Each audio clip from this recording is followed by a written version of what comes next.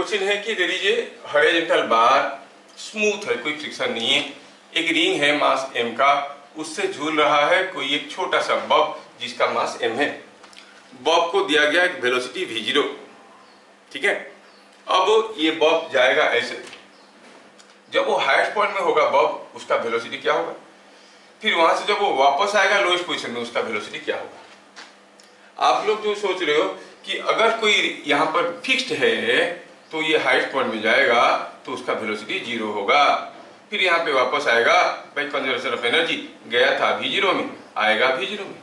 लेकिन यहाँ पर केस अलग है।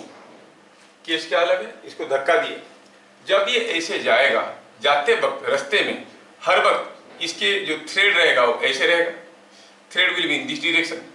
ये जो थ्रेड है ये टेंशन देगा इसके ऊपर, और वो टेंशन का एक कंपोनेंट ऐसे रहेगा और ऐसे एक कंपोनेंट रहेगा। ये जो कंपोनेंट है इसके चलते ये रिंग फिसलने लगेगा। मतलब जब तक ये हाईएस्ट पॉइंट पे पहुंचेगा ये यहाँ पे नहीं होगा, ये कुछ यहाँ पे होगा और ये कुछ ऐसा होगा। ये हो गया highest position of the Bob. क्या बात समझ में आया। अब ये फिसल रहा है क्योंकि रिंग खींच रहा है।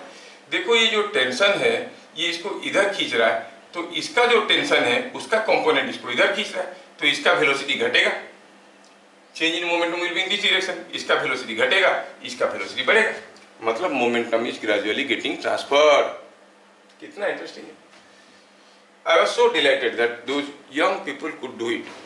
देखो अब क्या हुआ, जब वो यहाँ पे होगा, मालूम नहीं है क्या है वेलोसिटी, सपोज वेलोसिटी इसका v1 है और इसका वेलोसिटी v2 है। लेकिन सोचो तो अगर v2 v1 से ज्यादा होगा तो ये थ्रेड स्लैग हो जाएगा। v1 तो v2 से ज्यादा नहीं हो सकता, ये आगे जा रहा है, बंधा हुआ एक ही से ज्यादा होगा, मतलब v2 v1 से ज्यादा नहीं हो सकता, v1 v2 से ज्यादा नहीं हो सकता। का मतलब हुआ दोनों को बराबर होना है, both the velocities has to be same. मतलब इसका जितना वेलोसिटी होगा इसका उतना ही वेलोसिटी होगा एट द हाईएस्ट पॉइंट। ये चढ़ नहीं रहा है, ये इधर को चढ़ नहीं रहा है क्योंकि there is no vertical velocity further. Momentum conserved है, यहां पर शुरू में मोमेंटम था mv0, अब इसका mv डैश, इसका mv डैश, मतलब v डैश का वैल्यू हो जाएगा v/2।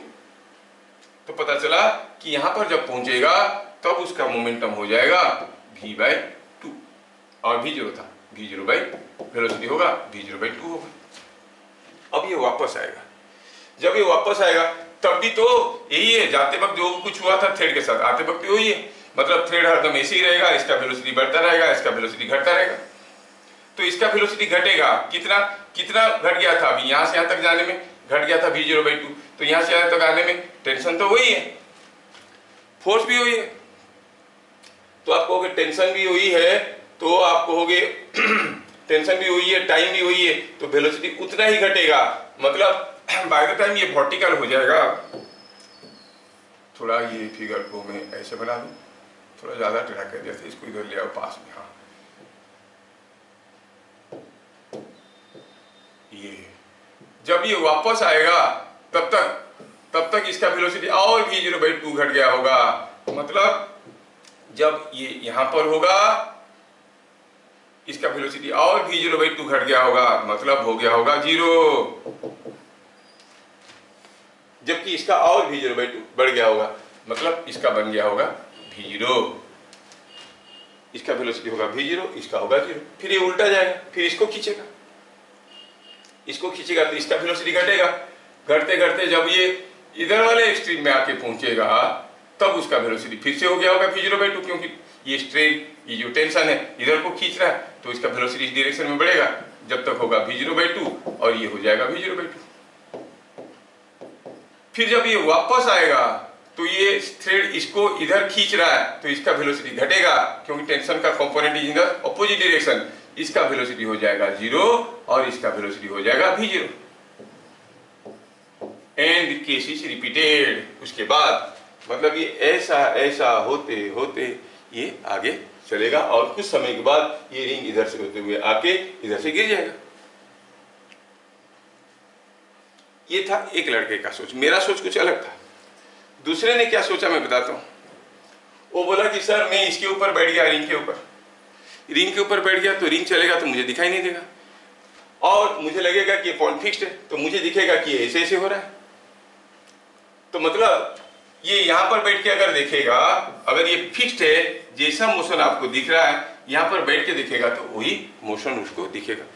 मैं उनको ये रिलेटिव फ्रेम नहीं बताया था, फिर भी वो सोचे ऐसे, तो उसको दिख रहा है कि ऐसे ऐसे होगा, मतलब the velocity of this with respect to this will be v0 in this direction, क्योंकि there is no horizontal force. तो फिर इसका वेलोसिटी निकाल के, रिलेटिव वेलोसिटी निकाल के, दो इक्वेशन निकाल के जोड़ दिया, तो यहाँ पर वेलोसिटी मिला v0/2, यहाँ पर मिला 0, ऐसे सवाल। ये सोच, अगर कोई रिंग के ऊपर बैठता है तो उसको नहीं दिखेगा कि रिंग चल रहा है, उसको दिखेगा कि यही हिल रहा है। Deep thinking can solve any difficult numerical. ठीक है, आप लोग भी सोचो, जो भी आज ऊपर गए हैं इसलिए कि सोच के, learning is thinking is learning, rather learning is by thinking. लिखने से, रटने से, सुनने से, समझने से नहीं होता है। मैं बता दिया तुम समझ गए। कोई भी पजलिंग क्वेश्चन होता है, मैं अगर आंसर बता दिया उसके बाद क्वेश्चन कितना आसान लगता है, लेकिन जो सोच के उस आंसर को निकालता है उसका ब्रेन का कैपेबिलिटी बढ़ता है। ठीक है।